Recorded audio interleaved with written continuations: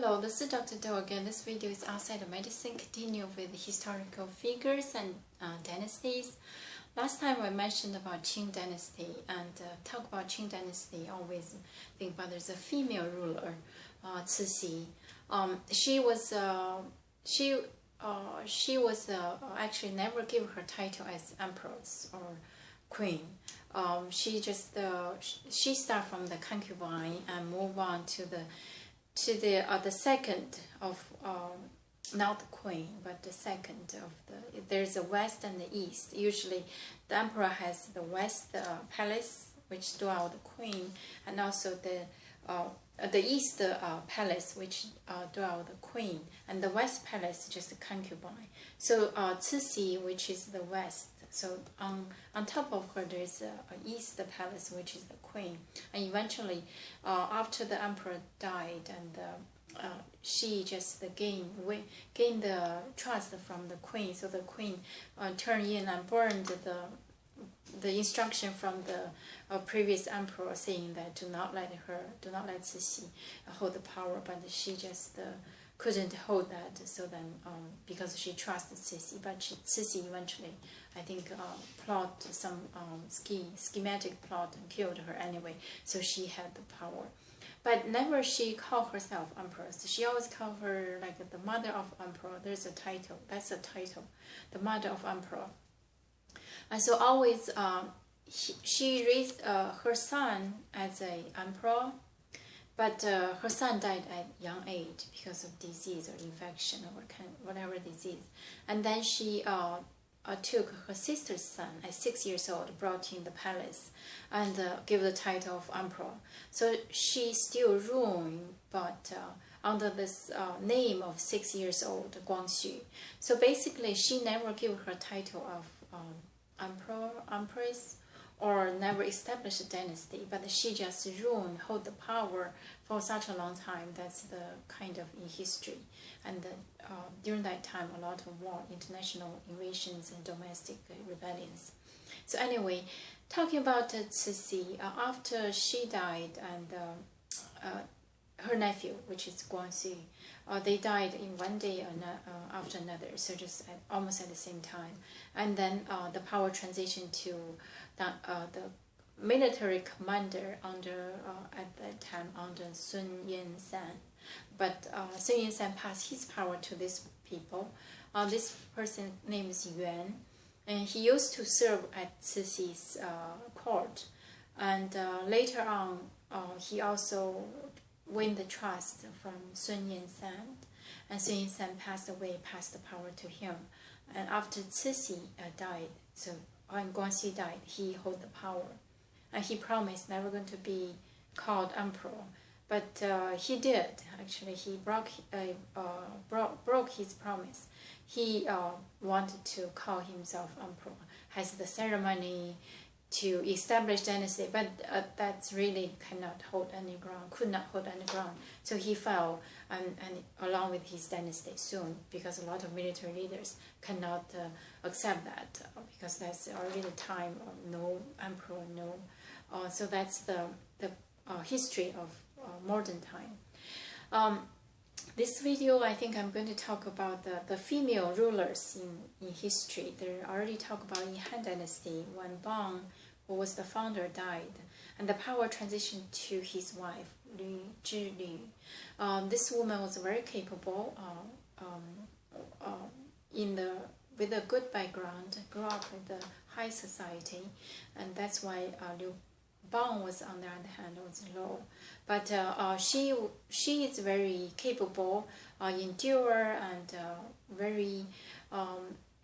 very powerful political thoughts. So when Bang led the army to fight outside, to lead the army, she was the one at home, raised a family, I think 4 or 5 children by herself, and she even was kept as hostage by their enemy. And eventually, after Bang died, her son took the position, but I think in her mind, her son was not qualified. So she took over the power, and actually established a dynasty. Very short, and after she died, she passed the power back to Liu's family. So this is, and during her reign, actually, during her ruling time, the Han Dynasty is kind of stabilized and getting better and better. So this is the first one. The second one, actually, in Tang Dynasty, Wu, Zetian Wu. Actually, there's one character, Zhao, which is created by herself. She created the character. It's a sun and a moon, and there's a earth on the bottom. So that's the name just for her. So she was very capable. Also, actually, during that time, Tang Dynasty, I think the emperor died, passed the power to his son, and this Wu Zhao was the wife, was not the first wife, was just the concubine. But she's very capable, she's very smart, very talented, and also very political. She also grew up in the, I think it's not a common family, had some background with the officials, even though not holding high position. But she showed her viciousness or braveness when she was young. She was chosen to serve in the court. And I think there's a legend saying there some Mongolian sent a gift for a horse, but nobody can conquer that horse. Nobody could tame that horse. She gave an idea, suggestions, what to use. Use the metal brush, or the whipping, or the dagger. And actually, there's a movie. She just after she talked about this, nobody could do it. So she's the one who did to conquer that, to tame that horse, scared all the emperor and also the prince. But at the same time, show respect to her. So after her husband died, she took over the power from her son. According to history, she did a lot of things also not human, or it's very vicious for a politician in order to take the power. She took the power, and she established her own dynasty. There was a dynasty in her name, actually in her family name, and she brought up all of her families. So at the end stage of her rule, the Tang Dynasty climbing up actually almost a completely different level from the beginning of establishment. So she did a lot of good job in terms of politics and border stability, and also the policies, and also many achievement. Actually, she did a good job, and the Tang Dynasty became quite prosperous under her rule. The other things. So after she died, actually before she died, the Li's family, her last son, I think she had 4 or 5 sons. They all either sent remote or died. There's the last son claimed to take back the throne, and she's okay. She yielded, just gave the power back to Li, and the Tang Dynasty continues to move on to the dynasty. So these are the 3 important female rulers in the history.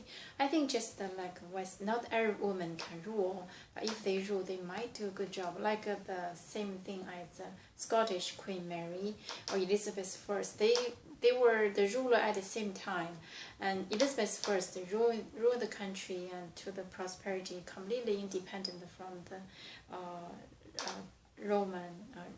Rome, and at the same time Mary just held in her hand as hostage or prisoner. So there are a lot of there's some female rulers like the current queen was very capable. Her Majesty, they did such a good job for the country to the prosperity and stability. So I talk about 3 important female rulers in the history, and some of them are quite capable. But regardless whether capable or not capable, female ruler always has a lot of bad reputations.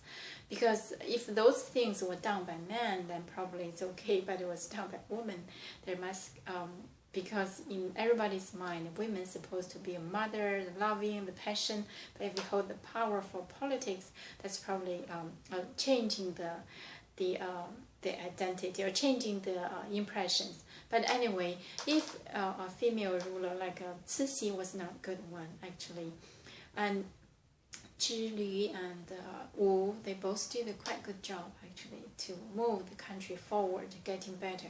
But Cixi, on the other hand, really moved the country downward, going to the direction of fall. So this is about. I'm going to stop here about the dynasties and important historical figures. And thank you for watching. I will see you next time.